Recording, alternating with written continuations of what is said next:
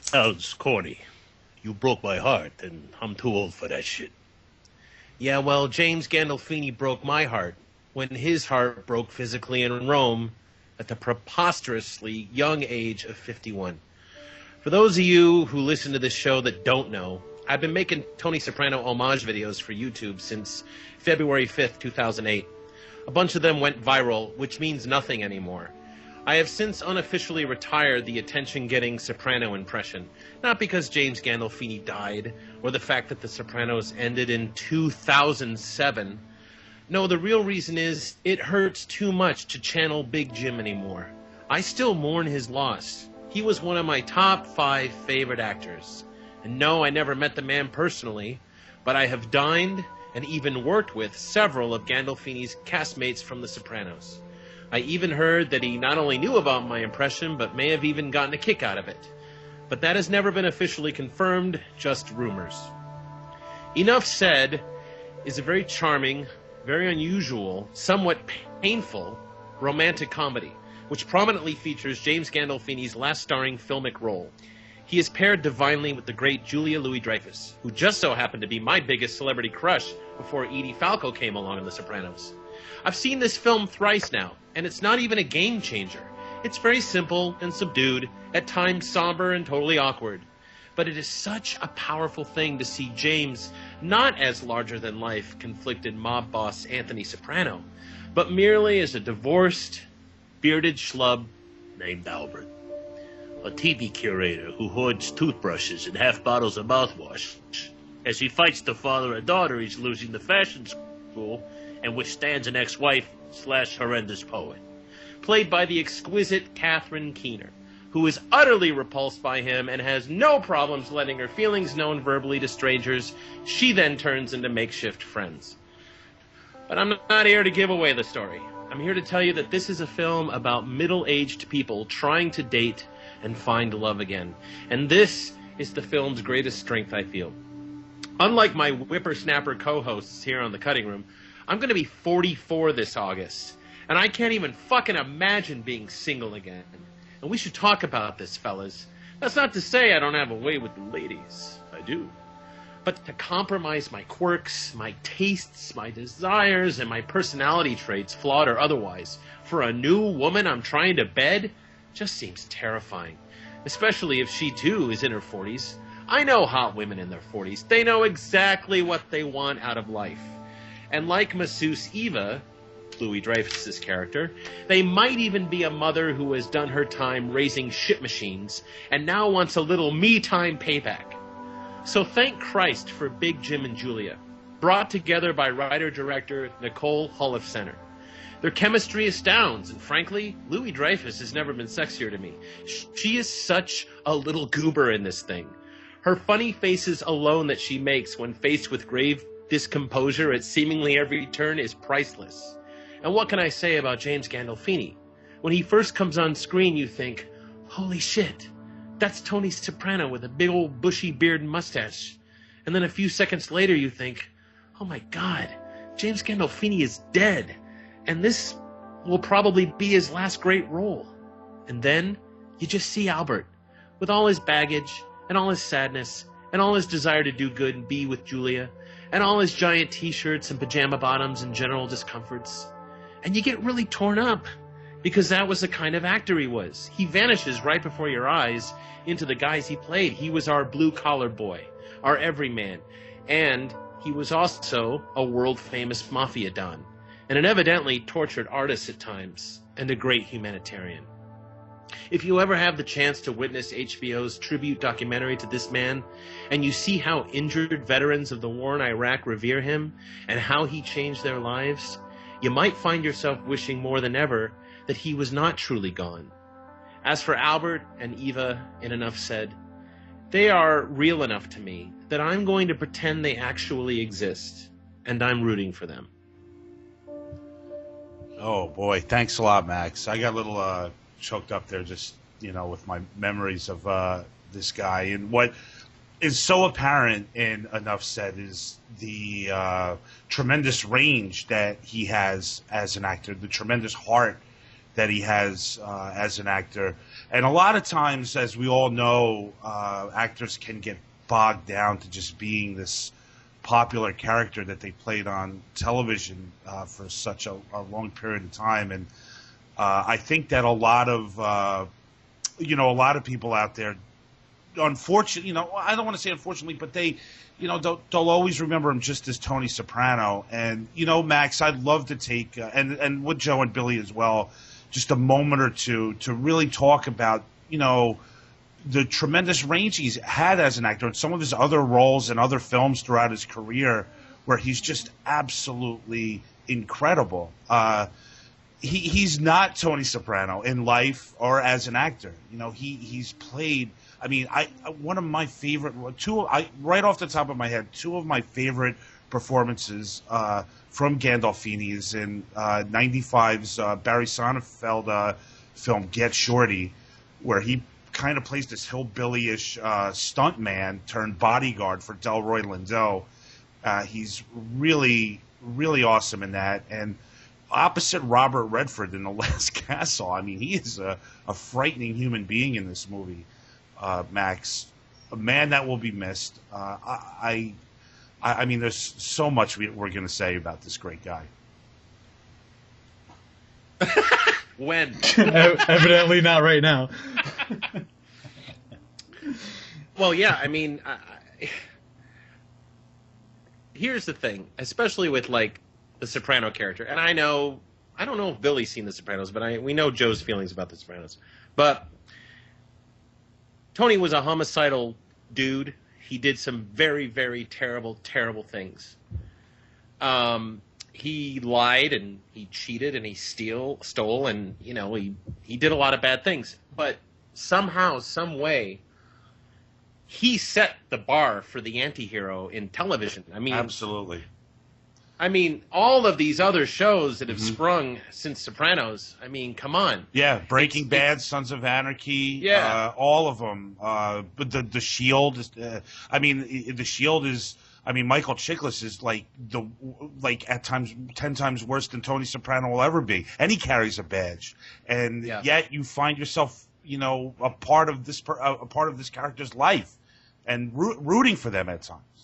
Because Gandolfini, because he had a lovability. He was trying, especially in his relationship with his children, especially in his relationship with his mother. It's so funny how you see Soprano evolve as a character throughout the series. He just gets heavier and darker and more epic. Yeah. But the early cocksure smiling tea, it's just crazy. Yeah. And then when you got those scenes, those unbelievable therapy scenes. And Joe, listen, even if you don't want to see, hey, I know all those guys, I don't want to see a bunch of goombas.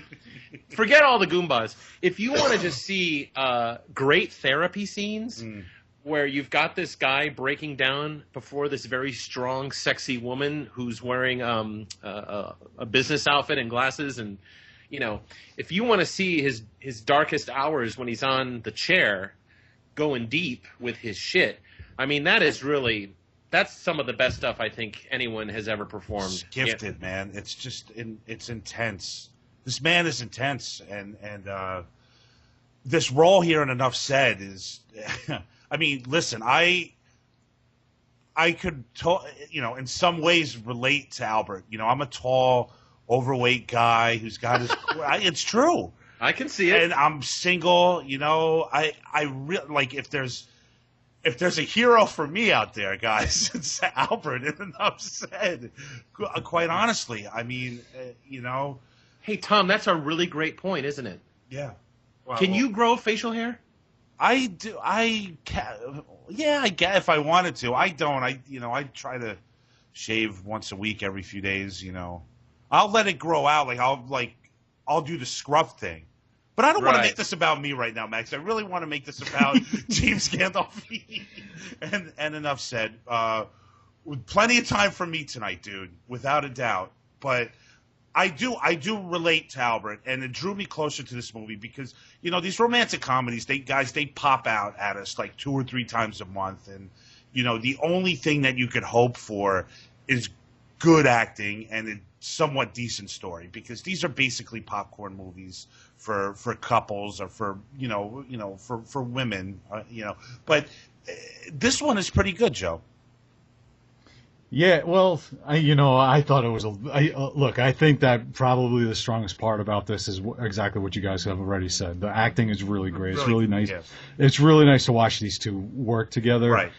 You guys are hitting it right on the head here. Like, and the idea of this middle-aged relationship and seeing how vulnerable these people are is kind of sweet, So it's not groundbreaking in any way. I mean, no, it's sweet, but the acting they're definitely very watchable actors, and it's very nice to watch them and be with them. If it wasn't for them, the film would absolutely. Be I mean, that's pretty unbearable, right? actually. And that's what I'm saying. That the only thing you can hope for in these films are good performances, and luckily we get them.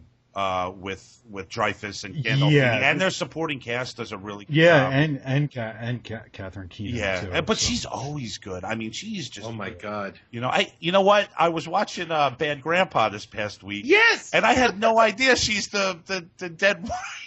She's Irving's dead wife. Yes. And I'm just like, she's like, this is the. I'm like watching the scenes at the end, and Catherine Keener's like, this is the worst role I've ever had. Because it's, she's just like in a coffin in a trunk and she's playing dead. But she's always been lovely. And she's worked with so many great people, so many great directors. Billy, you assigned this film to us. I'm pretty sure a lot of it has to do with the fact that Gandolfini's in it. It deals with relationships. What's your take on this little romantic comedy? I don't have too much to add about the movie itself, just because it is. I mean, those things are so paint by numbers, right? The romantic comedy is always like the same plot, and it's amazing that it's amazing how little the formula varies. It's the same thing. Yeah, since movies have begun, it's been the same plot, and so I can only assume that. They used to sell penny dreadfuls in old Victorian England that had this same romantic comedy plot. But I mean, I was just more interested about the love story between Max and James Gandolfini actually. So I've seen James Gandolfini in movies over the years, and I did not watch The Sopranos and probably never will, but. He's always been such a solid actor. I loved him. I know, I'm sorry, Max. I loved him in Romance and Cigarettes. And I just saw him in Killing Them Softly. Oh, he's awesome. He's so great. Yeah. It's an amazing movie. And I would actually like to do an episode on that director at some point. And he's worked with the Coen. Billy, he's worked with the Coen brothers too, right? He was in The Man Who Wasn't There. Yeah, he's great in that. He's He I just saw him in a movie called Not Fade Away. Have you guys seen that one? Oh yeah, that's David Chase's movie. I love that. Yeah. Max does not like that movie. Now that was written and directed by David Chase, who created The Sopranos. Who was the brains behind that operation. And I really liked that movie a lot for some reason. I guess because I can relate to it in some ways. But Max, you had problems with Not Fade Away, huh? I had problems with Not Fade Away and Killing Them Softly. I thought Gandolfini was the only good thing about Killing Them Softly, and it was so hard not to turn that turd off. Wow. I love that movie. Yeah, I do too. Billy, who was the director of that? Because you said you want to do I would love to do a show on George Higgins, the writer. George V. Higgins, I cannot thank you enough. Joe turned over a copy of The Friends of Eddie Coyle to me, and I am the biggest diehard George V. Higgins fan since then. But look at what you guys do for each other, Joe and Billy. I know. I mean, you just really help each other out in so many ways. The director of Killing Them Softly is Andrew Dominic, and he's only done 3 movies. Before this, he did The Assassination of Jesse James by the coward Robert Ford. Oh, that's right. That's a great movie. Which is astonishing. Yeah. That movie surprised the shit out of me how much I loved it. Yeah. And then prior to that was The Great Chopper with Eric Bana. Billy. Oh, God, that is a good... Yeah. He's done 3 movies, and they've all been brilliant. So I would really like to, do a show about that. I was captivated by the assassination of Jesse James by the coward of Rutherford. I just should say that all night, over and over again.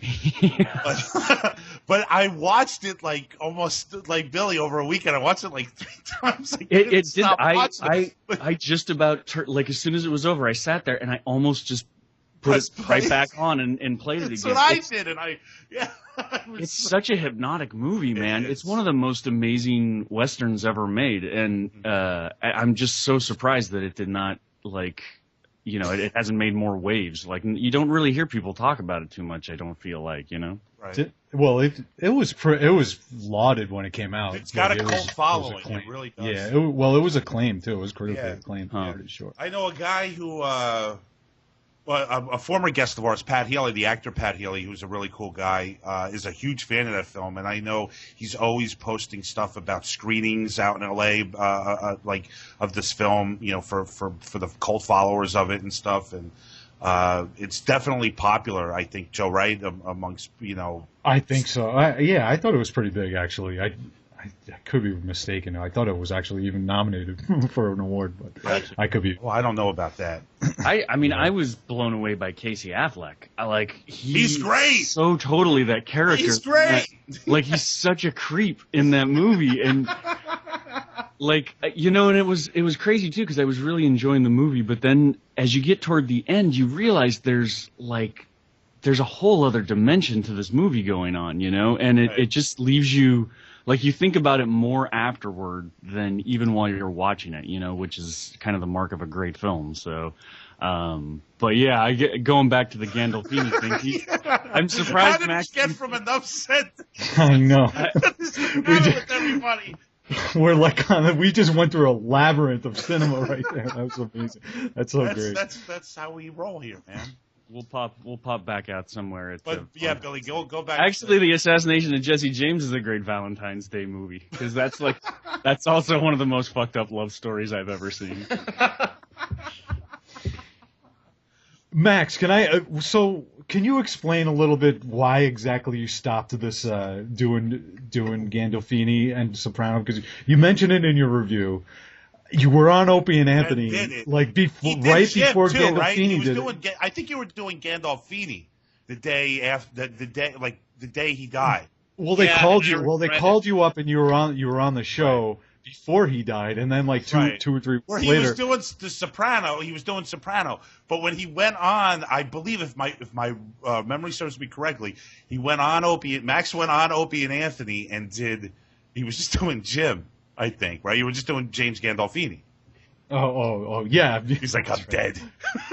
But then you were telling them you couldn't do it, and they were all over you, which I think I'm curious about this as well. Like, you stopped doing it. I know you feel closely to them, but don't you think it's kind of, well, first of all, you're an entertainer, and some part of you wants to give people what they want, and then second of all, don't you think it's it's your way of honoring the guy?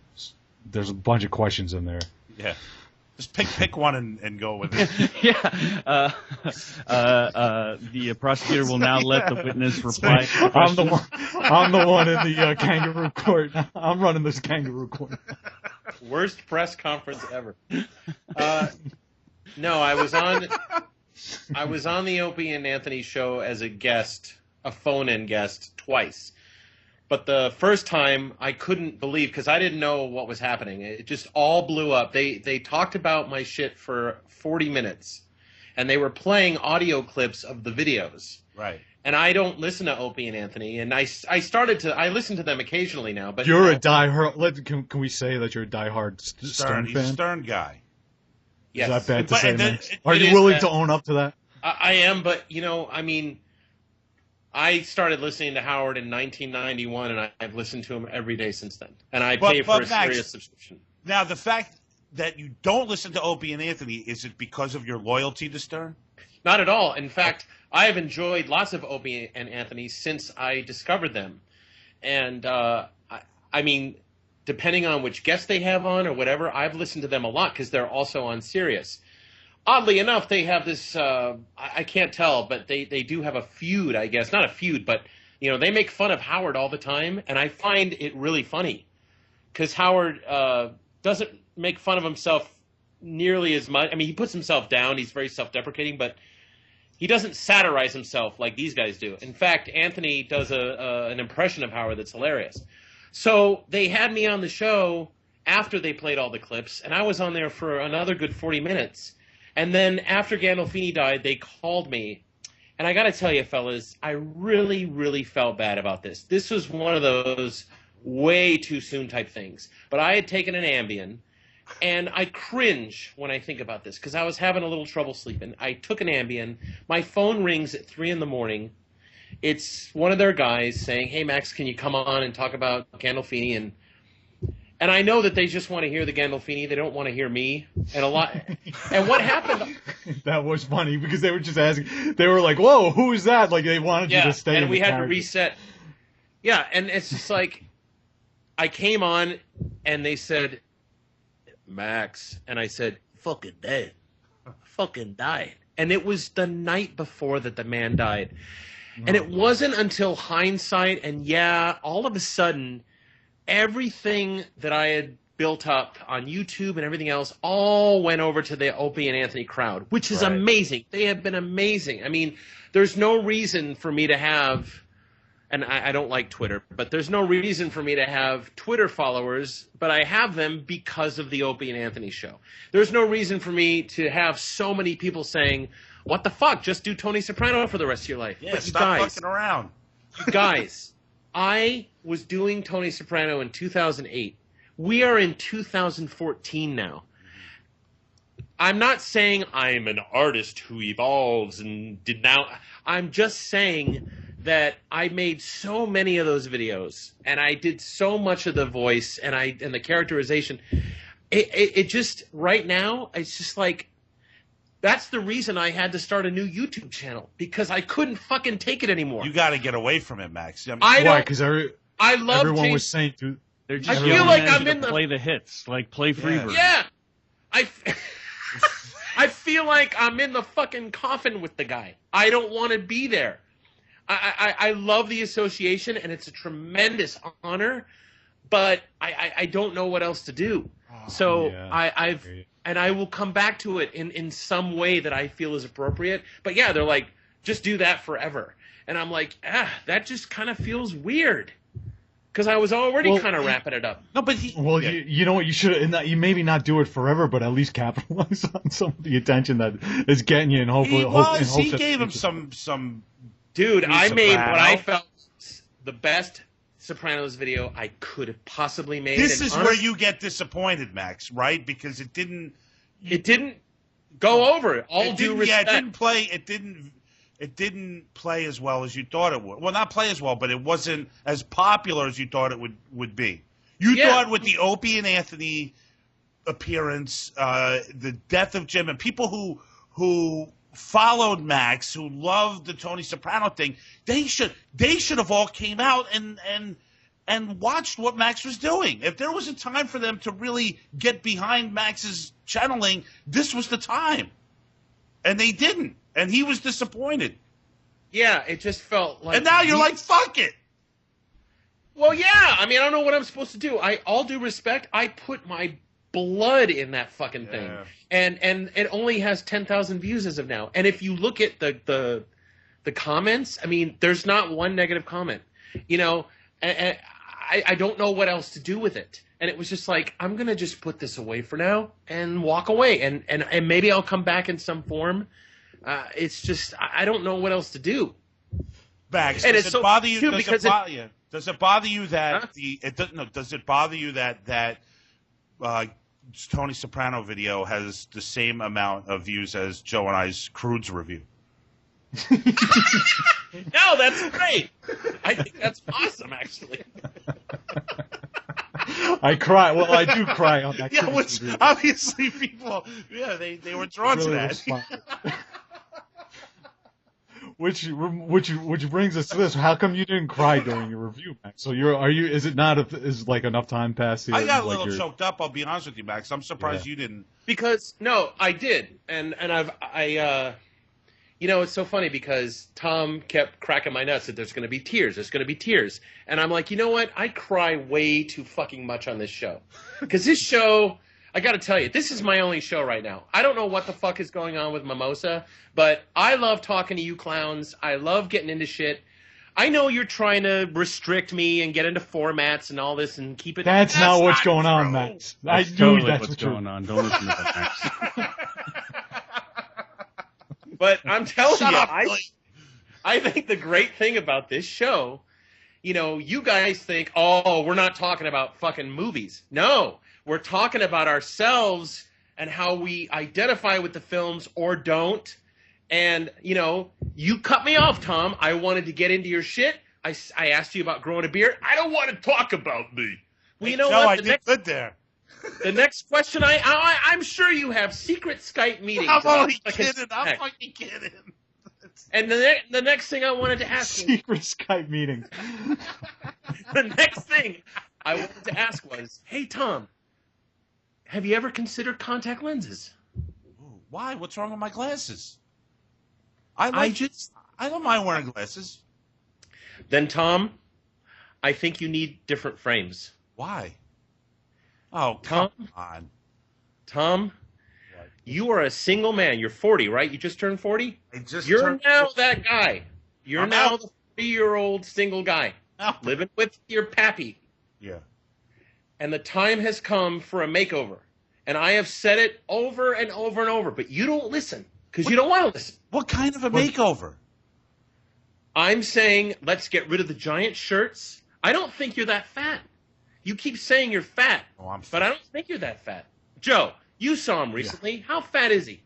Well, he's tall, so it's deceptive. I don't. He That's- wears his shirts fit him, you know. Yeah, but Joe, he's wearing big, giant, drapey dress shirts. He doesn't don't have know to do anything. that. It makes Max, him... I don't know anything. I don't know Like a anything about. moo. But listen, if we're gonna learn anything from this movie, then it should be that Tom should be able to find a sexy petite little girl Yeah. based on, you know, even if he is A sexy little massage therapist. I've Tom. never That's right. dated unattractive women, Joe. Physically unattractive women. Oh no. Oh, No, Tom, no, I I'm have saying. no doubt. I'm just saying, why are But you're you now so middle. You are now middle aged. Right, officially. And those yes. glasses make you look fat, Tom. Why are you so... Fuck Why you. are you so resistant to What? change? I'm not. little Oh, things. okay, here's the thing. I need you to. I like my glasses, but I need you to explain to me what the miss is with my eyeglasses. I need you to Well, explain Tom, it. honestly, I don't know what the fuck you look like because every photo of you is So what fucking... the fuck are you talking to? Basically, you're giving me an uninformed opinion. No, but Tom, we said...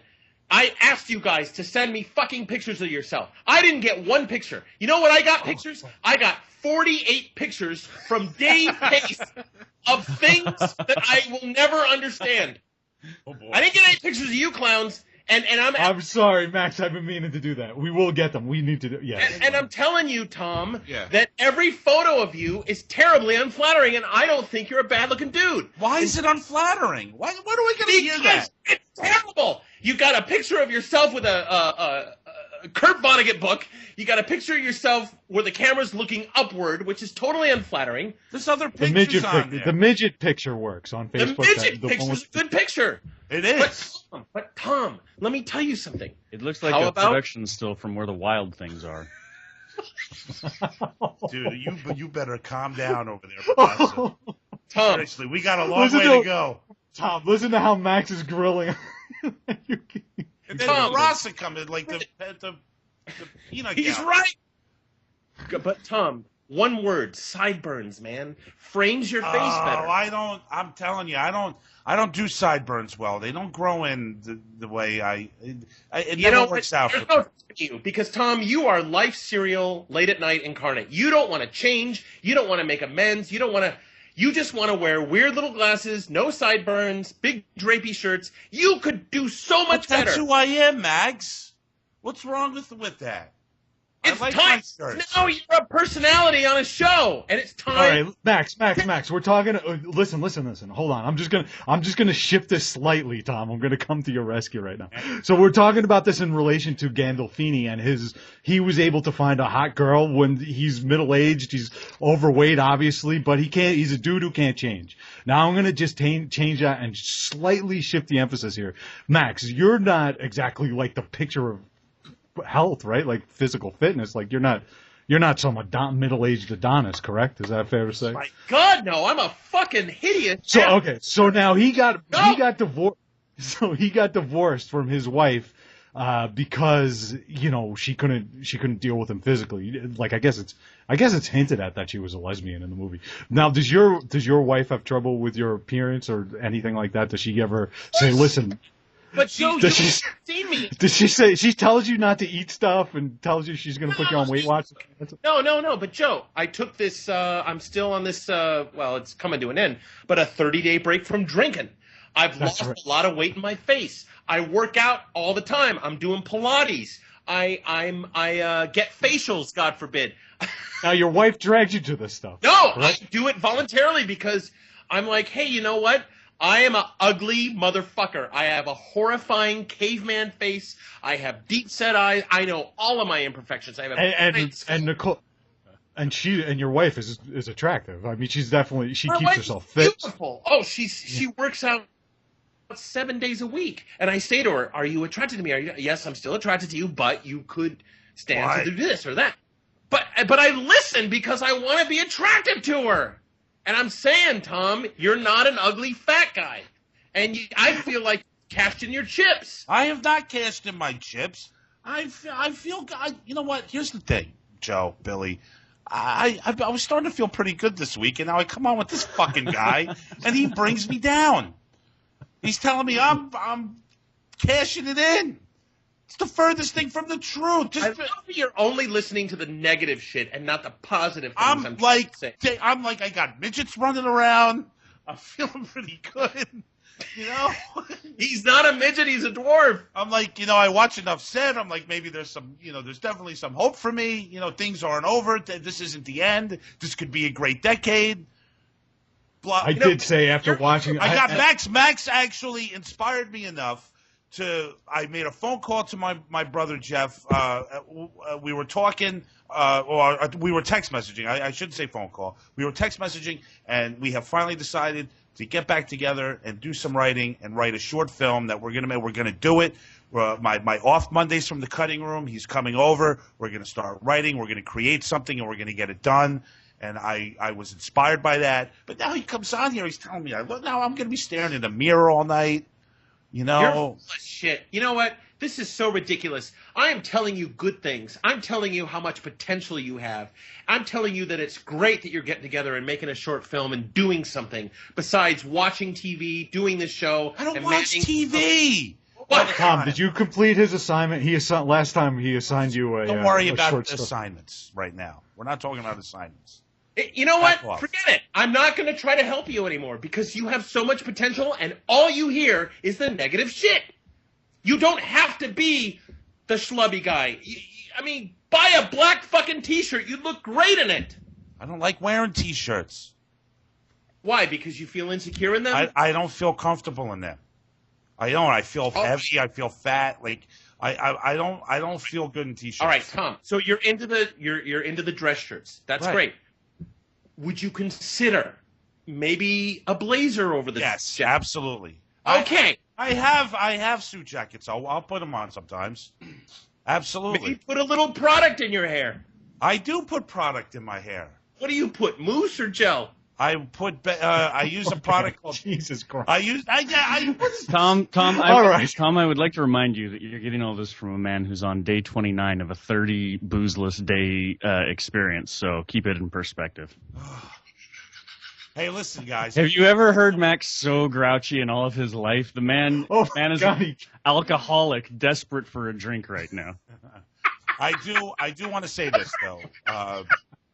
Before we say goodbye to everyone this week, I do want to say this. We were talking about Gandolfini, and I know he You know, he obviously passed away recently, and it's very sad. But this past week, we also lost another great actor. I'd like to spend, a few minutes before we say goodbye this week to talk about Philip Seymour Hoffman. Max, I know that you and I, text briefly the other day about you wanting to say a few things. I'm sure Billy and Joe might want to chime in as well. But, this is a guy that's, he's part of my generation, Hoffman. He's just about 6 years older than I. And I really watched him come up in the 90s in a lot of, like, independent films. He was working with Paul Thomas Anderson, and, he was in The Big Lebowski, and he just became that familiar face, and he started to really blossom over the next decade and into the 2000s, winning a Oscar for Capote and a great turn in quite a few other pictures.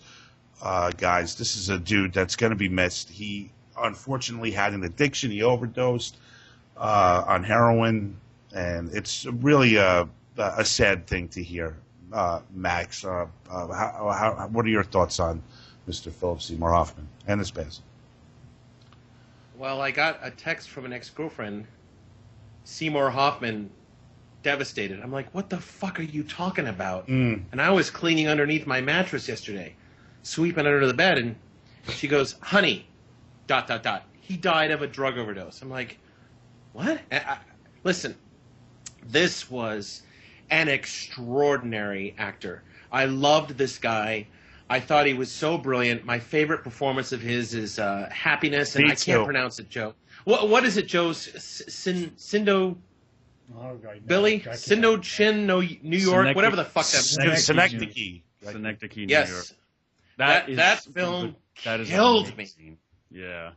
Killed me. I mean, he was so good in that he managed. You know how Dick Tracy was made by Beatty, and all of that awful dough. We saw it through the years. We saw it in For the Boys, like when they aged Bette Midler and Jimmy Caan. That dough, I call it the dough. It's like that awful old people makeup that came from Dick Tracy, even though they weren't old. He was wearing that fucking makeup in that movie, and he sold it. But the reason I wanted to say something, Tom, and it's interesting because it kind of ties in our Salinger review, I point out the fact that Seymour Hoffman, I'm like, what is with this guy? He's wearing a dirty, stained T-shirt. He looks like he hasn't showered in a week, and he's wearing a natty baseball cap. And, I think he can be a really attractive dude. He's so charismatic and brilliant and wonderful and all these things. And then when I found out that he's died of a drug overdose, I'm like, oh, my God. Maybe he was in a downward spiral. Maybe he was at a place where he didn't feel like looking good for the camera. Because this morning in the LA Times, 3 or 4 pictures of him in a nice sweater or, whatever, handsome glasses and a blazer, whatever. And I'm like, this is my reaction to his death, me feeling guilty that I bashed the guy about his appearance in the Salinger doc. It was so surreal. I'm so sorry he's gone. Evidently, we have more performances, a lot more, actually. I read there's like 5 or 6 films. I believe that so, work yeah. A lot, yeah. I think 2 of them are Hunger Games related. Oh, No. that's too bad. But it's a terrible, terrible loss. It is a terrible loss. Oh, did they... that is going to be weird because he had a pretty key role in that Hunger Games Yeah, business. I think they got mostly everything they needed. They had I'm looking- 7 days left of shooting. 7 days left. So who well, knows? they probably got his stuff in. Maybe I could fill in for him. Yeah, that's right. Start making some phone calls. Billy, I got to tell you, I always dug Hoffman. But what about you, dude? Oh yeah.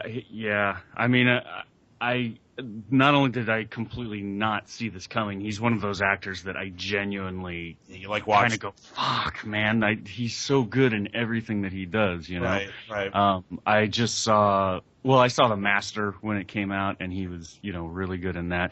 But I was thinking about all the stuff that he's been in, and he's one of those great actors who would do a character role as easily as a star, like a starring role, Mm-hmm. And he was good in like Moneyball. He was good Yes. in like in character parts. He was. He's really funny, and I mean, He was you're right. actually the voice of this movie that Joe and I are kind of obsessed with, Mary and Max. It's an animated film that everyone should watch, and he did the voice in that. Synecdoche, I think, is brilliant. Before the Devil Knows You're Dead. He did fucking Capote, for crying out loud. Yeah, I know. You know, like there's just so many roles that he was amazing in. Tom, what was the name? Go on, Joe. What was the name of the movie where he huffs the gasoline? Love Liza. Love Liza. That was a pretty incredible film. That's really under the radar, man. And he's right. He's right. Billy's right. It's like he'll do these like character roles. Like he'll do he'll do Punch Drunk Love, or he'll pop up in Red Dragon, or Along Came Polly, Talented Mr. Ripley, and then he stars in these like really bizarre little indies like Love Liza or Owning Mahoney is really good. Is that the one where he's a gambler? Yeah. He was so good in that, it's man. It's awesome. It's just like, I mean, these are the things, and this is what I was trying to say, gentlemen, on the Facebook page. I'm like, you gotta say, I know everybody knows him for Capote and probably the PTA stuff, and the character, particularly the character stuff he did. But go out, seek this stuff out. Watch Happiness, and Happiness will lead you to Todd Solondz, which isn't a bad little gift either. I have to go and watch that movie myself. But Happiness is just insane. Love Liza is beautiful. Owning Mahoney is so intense. He was also the assistant to the Big Lebowski. Yeah, Brant. Of course he is. Oh, that's right. Holy cow, that's the role he played. Yeah, and then, I mean, listen, I can't, I mean, I first noticed him in Boogie Nights. I mean, and this is just, like, he's got such a small role, but it's just so powerful. Like, the depth he puts into this bizarre character named Scotty J, who's obsessed with the Dirk Diggler character, and, he's just so uncertain of himself. It's just a fantastic little performance, man. He was a talent. Joe, any thoughts or feelings? No, you guys covered it, man. Yeah, really great stuff, man. Love them in all those films that you guys are talking about. So I definitely want to go and check out Happiness again, because I don't remember him in that film. It's been a long time. Yeah, man, it's gonna blow your mind. Let me ask you guys something. What is it about these great artists that suddenly die? I mean, people are dying all the time. Sometimes we hear about it. Most times we don't. What is it about? Is it because we're involved in artistic things and we relate more when we lose someone like that? I mean, Gandolfini, Seymour Hoffman. I mean, why is there such this terrible sinking feeling of suck when this happens? Well, because they're, watching them on screen and being a part of what they're going through on screen draws us very close to them. The good actors really draw us in, and we become a part of them, and they're we're somewhat part of that performance because we're they're doing it for us. Well, you identify. Well, what your drama asks you to identify with the person who's on the screen. So in some ways, you're right. Yeah, they are part of us because we're identifying with them. So you kind of which could be harmful though in a lot of ways too. All the celebrity stuff I think has probably a lot of negative,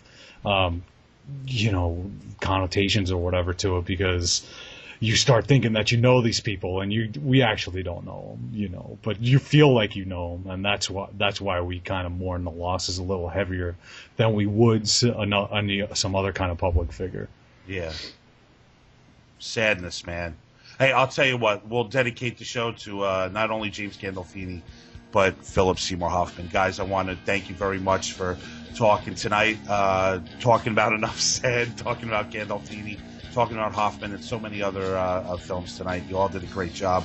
The Cutting Room Movie Podcast is brought to you by Christiana Productions and New Media Limited. The show is edited and co-produced by Joseph Schreck and produced by Thomas Detloff and Joe Christiana. You can follow us on Facebook at the Cutting Room fan page, and follow me on Twitter, Thomas Detloff at TCRM Podcast. You can also check out Joe's film work at ChristianaProductions.com, Max's Bowler Hat Productions and his Mimosa Podcast show, Max Koch and thecounselor.com. Music from the Cutting Room is done by the Zillatones. Check them out at www.zillatones.com or search for the Zillatones at ReverbNation.com. We will be back next week, and we're going to continue with our St. Valentine's Day mood as we continue to talk about relationships in cinema, we're going to review two classics, including Mike Nichols' 1966 film, Who's Afraid of Virginia Woolf, and Lars von Trier's 2009 film, Antichrist. Until then, we are over and we are out. Wait, Tom, what about bootcut jeans? Ciao. You're not even gonna fucking answer that?